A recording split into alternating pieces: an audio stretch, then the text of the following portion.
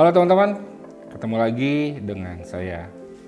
Di episode kali ini saya akan menjelaskan beberapa mitos tentang tanda tangan, ya. Dan mungkin nanti akan saya sambung juga dengan beberapa fakta di tanda tangan. Yang pertama adalah konon katanya tanda tangan itu harus sulit diikuti. Pada dasarnya tanda tangan itu tidak akan mungkin bisa diikuti. Ya, kalau mirip-mirip iya. Tapi teman-teman juga harus ingat, ketika teman-teman melakukan manipulasi sebuah tanda tangan, nah berarti akan ada ketemu pasal-pasal yang memberatkan teman-teman si peniru. Dan yang kedua adalah tanda tangan itu harus bagus dan enak dilihat. Enggak juga teman-teman, tanda tangan itu alamiah aja, mulai dari kita aja gitu, mulai dari si pemilik nama. Jadi nggak mesti harus bagus, harus enak dilihat, enggak. Karena coba teman-teman pernah nggak melakukan tanda tangan? Dia agak susah loh. Kenapa susah? Karena memang dia ketika kita melakukan tanda tangan tuh pasti ada yang harus ada yang harus menstimulasi sedikit aja. Harus ada, wah ini nggak enak. Itu memang sebenarnya bawaannya si pemilik tanda tangan, si pemunya tanda tangan.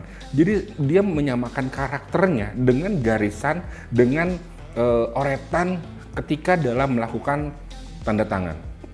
Nah, jadi tanda tangan itu pada dasarnya tuliskan saja namanya, nama asli teman-teman. Jadi sehingga dia akan jadi tuliskan nama asli teman-teman. Karena saya tuliskan nama asli teman-teman. Ketika teman-teman melakukan tulisan itu, ya, itu salah satunya adalah bisa dapat meningkatkan percaya diri. Ketika teman-teman melakukan tanda tangan yang asal-asalan, bahkan jauh dari namanya teman-teman, justru itu tidak membuat respon positif. Malah kalau saya biasa bilang ke beberapa teman yang akan beberapa orang yang sudah saya baca tanda tangannya, justru itu sebenarnya adalah karakter orang lain yang dipakai sama si pemilik tanda tangan. Jadi sekali lagi teman-teman, ketika teman-teman melakukan tanda tangan yang bukan asli namanya teman-teman, justru itu akan menjadi karakter orang lain yang teman-teman adopsi untuk teman-teman.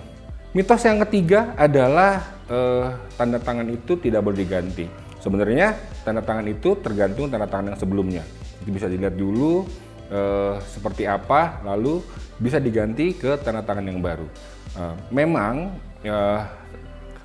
pasti teman-teman agak kesulitan ketika sudah punya legal seperti KTP, paspor, dan lain-lain yang berhubungan dengan tanda tangan.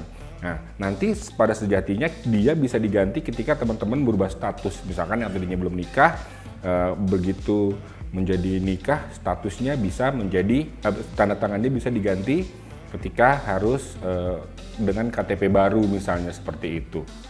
Jadi selama fase teman-teman belum berganti di KTP, teman-teman sudah punya dua tanda tangan, yang di KTP dan yang belum. Nah, ketika teman-teman belum bisa mengganti, teman-teman tetap menggunakan tanda tangan yang sudah firm menjadi tanda tangan teman-teman yang berubah gitu ya. Dan sekali lagi, harapannya adalah merespon positif, selalu berbuat baik, dan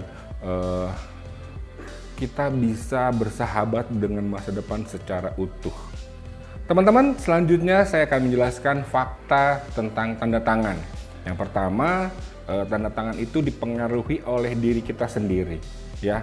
Yang tadi saya singgung di episode sebelumnya, bahwa kita punya Tuhan Yang Maha Esa, Allah Subhanahu wa Ta'ala, itu punya peran tersendiri dalam membuat karakter kita. Jadi sekali lagi, kita, si pemilik tanda tangan itu punya peran tersendiri dalam membuat karakter dan tanda tangan gitu ya. Lalu yang kedua, peran di lingkungan keluarga, ya.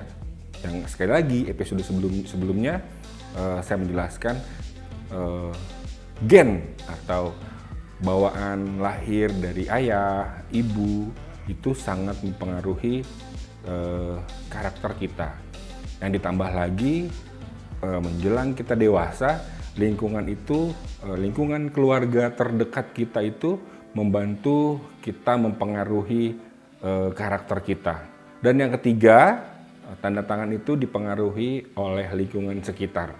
Setelah diri kita, lalu keluarga kita, lalu yang ketiga adalah lingkungan terdekat kita di rumah, tetangga, teman-teman kecil kita itu secara tidak langsung mempengaruhi kehidupan karakter kita dalam bermasyarakat.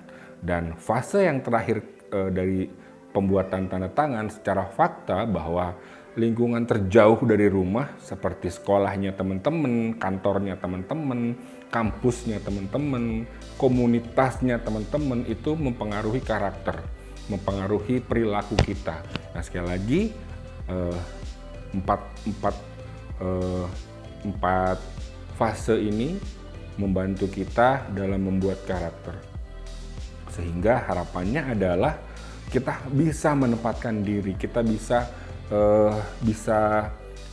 steady, ya, kita bisa tetap melakukan aktivitas khususnya secara positif di ketiga lingkungan kita, ya, selalu berbuat baik, karakter yang bijaksana misalnya gitu.